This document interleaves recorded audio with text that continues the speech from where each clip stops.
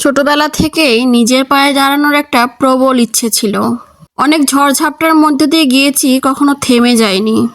আমার বাবার যতটুকু সামর্থ্য ছিল সেটা দিয়ে আমাকে শহরে রেখে পড়াশোনা করিয়েছিলেন। এইচএসসি পরীক্ষা দেওয়ার পর আমার বিয়ে হয়ে যায়। এরপরও আমি পড়াশোনা কন্টিনিউ করেছি। অনার্সের মাধ্যপথে গিয়ে আমার ছেলে জন্ম নেয়, তখন আমার পড়াশোনাটা বন্ধ হয়ে যায়। তখন থেকে মনটা খুব খারাপ হয়ে যেত। নিজের পায়ে দাঁড়ানোর প্রবল ইচ্ছাটা তখনও ছিল। নতুন কিছু শুরু করতে গেলে অনেক শখের কিছুকে বিসর্জন দিতে হয়। এই যেমন আমাদের অনেক শখের একটা বাইক ছিল, আমরা এটাকে বিক্রি করে দিচ্ছি নিজের একটা ইচ্ছে পূরণ করার জন্য, সামনে এগোনোর জন্য। অবশ্যই এটা বিক্রি করার একটা কারণ ছিল, আপনাদের ভাইয়া অ্যাক্সিডেন্ট করেছিল, তারপর থেকে উনি ভয় পাচ্ছিলেন বাইক চালানোর জন্য। তো আমরাও ভাবলাম যেহেতু উনি ভয় পাচ্ছেন, এত রিস্ক নেওয়ার কি দরকার। আর যেহেতু অনেক আগে থেকে আমাদের একটা স্বপ্ন ছিল, আর আমি টুকটাক অনেক আগে থেকেই কাপড়ের বিজনেস করতাম বাসায় বসে, ভাবলাম সেটাকে একটা বাস্তব রূপ দেওয়া যাক, যেহেতু টাকাটা ফেলে রাখবো ঘরে। আর সত্যি কথা বলতে এই চাবিটা এক হাত থেকে অন্য হাতে দিতে কি পরিমাণ কষ্ট হচ্ছিল সেটা শুধু আমরাই বুঝতে পারছিলাম। তবে যাই হোক, কি আর করার, অনেক সময় ভালো কিছু করতে গেলে তো এই কিছু শখগুলোকে বিসর্জন দিতেই হয়। এদিকে মা ছেলে মিলে খুব মন খারাপ করছিলাম। আমার ছেলে অবশ্য পরে বুঝতে পেরেছিল যে আমরা ভালো কিছু করব ওর জন্য। তো এরপর আমার আরও একটা শখের জিনিস আমাকে ত্যাগ করতে হয়েছে, সেটা হচ্ছে আমার খামারের গরু।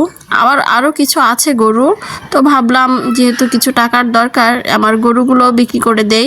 এখানে একটা গরু এবং বাছুর বিক্রি করা হয়েছে, তো এগুলোই নিয়ে যাচ্ছিল সকালবেলা। সত্যি কথা বলতে আমি যখন ভয়েস দিচ্ছিলাম আমার খুব কেন জানি কান্না পাচ্ছিল।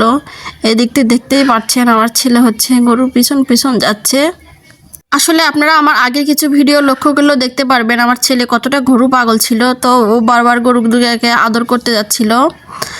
অবশেষে আমার সেই কাঙ্ক্ষিত স্বপ্নের দিকে আমি এগোতে পেরেছি। এই যে আমার শোরুমের কাজ শুরু হয়ে গেছে, যদিও খুবই ছোট্ট একটা দোকান দিচ্ছি আমি, তারপর চেষ্টা করব আপনাদের মাঝে নতুন নতুন কিছু নিয়ে হাজির হওয়ার। আমি এখানে লেডির যত কালেকশন আছে সবগুলোই তুলবো। তো এখানে আমার দোকানের কাজ হচ্ছে, তো আমি সেটাই আপনাদের সাথে একটু দেখানোর চেষ্টা করছি।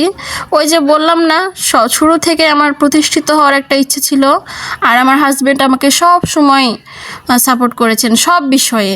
উনি আমাকে বলেছিলেন পরে পড়াশোনাটা কন্টিনিউ করতে, কিন্তু আমার সন্তানের জন্য সেটা আমি আর করতে পারিনি।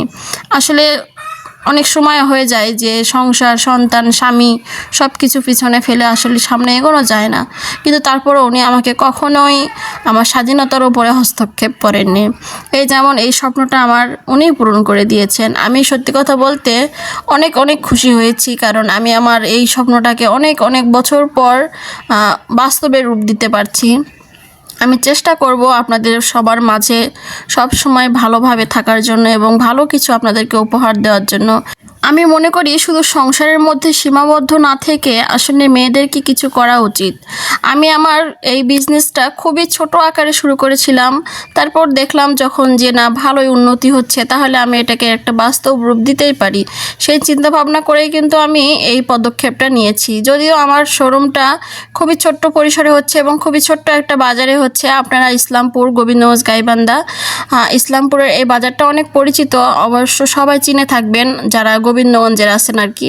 তো আমি এই বাজারে আমার দোকানটা দিচ্ছি। তো দোকানের কাজ শেষে আমরা বাসায় ফিরে আসলাম। সত্যি কথা বলতে আমি বেশ ভালো সময় কাটিয়েছি। আমার দোকানের কাজগুলো নিজ চোখে দেখছিলাম, কেমন করে আমি ডেকোরেশন করব সেগুলো ওনাদেরকে জানিয়ে দিচ্ছিলাম। সব মিলিয়ে আমার কাছে বেশ ভালোই লেগেছে। আসলে নিজের কিছু করতে পারার মধ্যে অনেক ভালো একটা ভালো লাগা কাজ করে ভিতরে।